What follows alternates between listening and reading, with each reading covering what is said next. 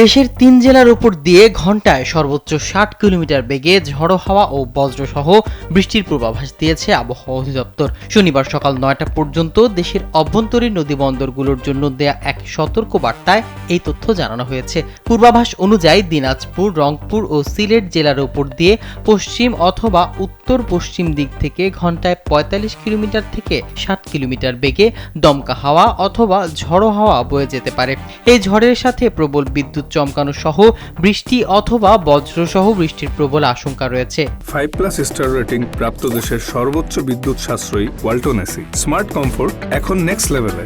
বৈরী আবহাওয়ার এই পূর্বাভাসের প্রেক্ষিতে সংশ্লিষ্ট এলাকার নদী বন্দরগুলোকে ১ নম্বর সতর্ক সংকেত দেখানো হয়েছে বলে জানা গেছে। মূলত লঘুচাপের বর্ধিতাংশ পশ্চিমবঙ্গ তৎসংলগ্ন এলাকায় অবস্থান করায় উত্তর ও উত্তর পূর্বাঞ্চলের এই জেলাগুলোতে অস্থায়ীভাবে দমকা হাওয়া ও বৃষ্টির এই প্রবণতা দেখা দিয়েছে। মৌসুমি পরিবর্তনের এই সময় আংশিক বজ্রসহ ও কালবৈশাখীর সম্ভাবনা বেড়ে যায়, যা নৌযান চলাচলে ঝুঁকি তৈরি করতে পারে। তাই এসব এলাকার বাসিন্দাদের এবং নৌপথে চলাচলকারী সংশ্লিষ্টদের বিশেষ সতর্কতা অবলম্বনের পরামর্শ দেওয়া হয়েছে। দেশের অন্যান্য এলাকায় আকাশ আংশিক মেঘলা থাকলেও মূলত এই ৩ জেলাতেই ঝড়ের তীব্রতা বেশি হওয়ার সম্ভাবনা রয়েছে।